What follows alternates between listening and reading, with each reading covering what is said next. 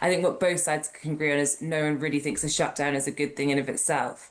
One of the reasons the Democrats, I think, went for the shutdown this time is they were stung a few months ago, back when Elon Musk was still around the White House, where they managed to agree a funding deal, and they had actually a backlash saying, "You're propping up this Trump government." The Times and Sunday Times' Washington editor Katy joins me now to discuss the key US political stories. Welcome to the show, Katy.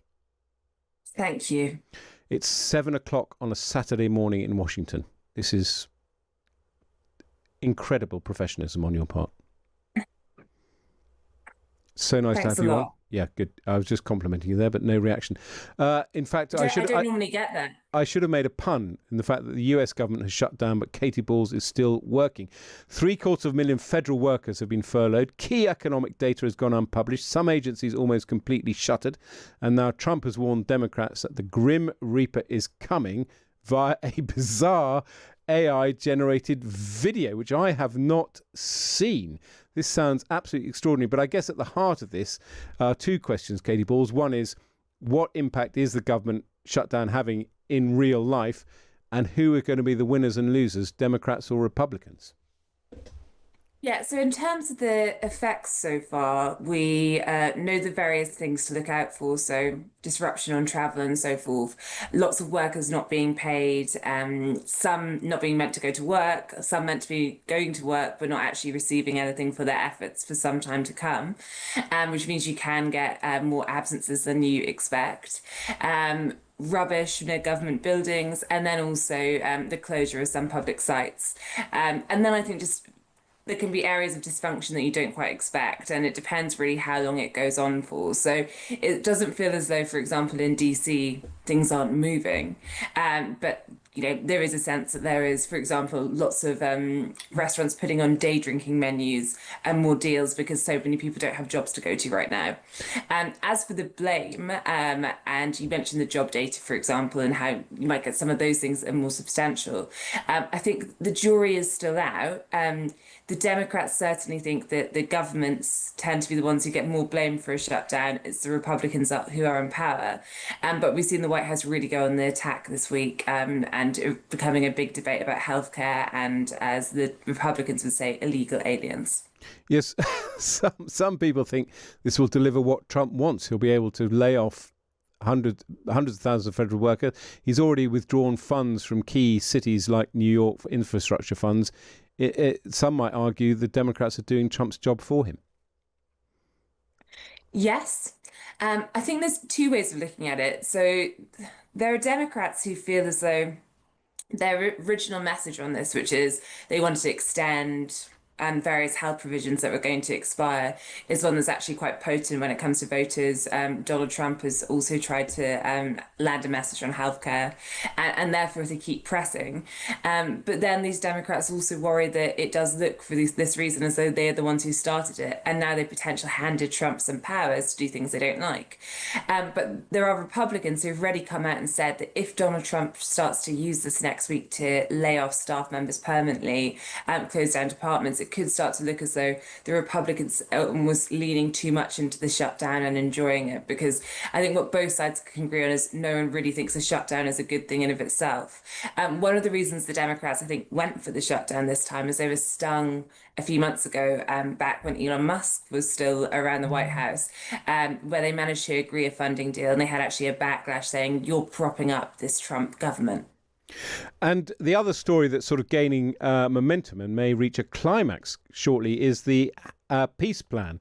Hamas has said that they are willing to kind of engage in negotiations, talk about releasing remaining hostages. What's the mood in Washington about this peace plan?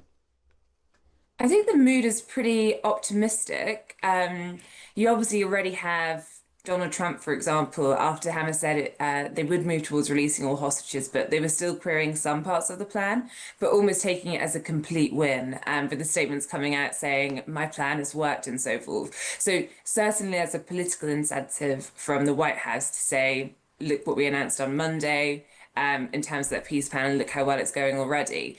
But I think even Democrats I've spoken to say that, they think this is looking pretty promising, and the party needs to be careful not to criticize everything Trump does. And sometimes there are things to compliment and actually say this is important progress. Obviously, with all things in the Middle East, when you speak to figures in the various embassies here representing the Middle East, they will say, well, you know, Tony Blair seems a serious guy on this. So did Jared Kushner, Donald Trump's son-in-law, who's been playing a really big key role behind the scenes. But you just never quite know with these things. It can look as though everything is coming together, and then something can go at the last minute.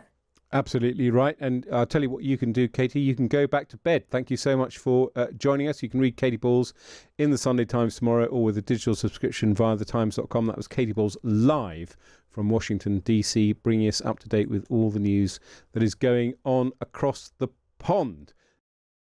We're on day 2, unfortunately, of a government shutdown. The president, the vice president, the entire team here will continue to work and talk to members on the Hill to try and come to a resolution, to try to encourage Democrats to muster up the courage to do the right thing. And we believe there will be a vote taking place tomorrow, and we hope that vote will lead to the government reopening. That's what the president wants to see, and that's what we're working on today. John.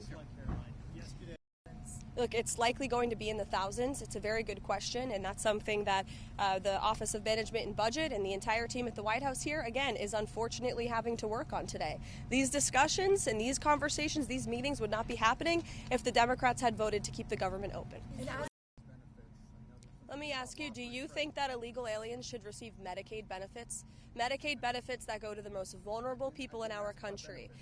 That Medicaid benefits that were designed to help low-income families and Americans in our country. And what the Biden administration did, Gabe, is they allowed tens of millions of illegal aliens from all over the world to come into our country, yes, and they paroled them into the system. And you cover immigration, and you know well, it was a complete abuse of our immigration system, and they slapped a Band-Aid on these illegals. They called it temporary protective status, and then they allowed those illegals from all over the world to get free benefits. And you know who would like free benefits?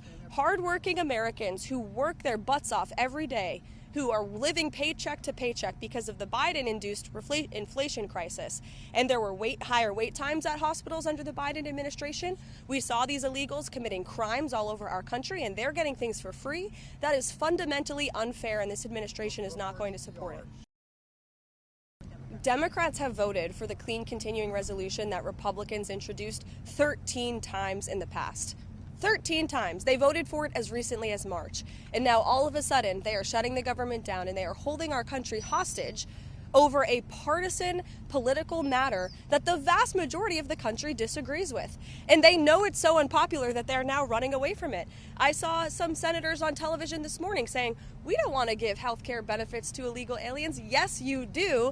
Roll the tape. You can see time and time again, Democrats have supported that. They've voted for it, and they did it under Joe Biden, and we stopped it. The president stopped it with the passage of the One Big Beautiful Bill, and now they want to undo the president's very popular policy to ensure that taxpayer-funded health care benefits only go to tax-paying, law-abiding American citizens.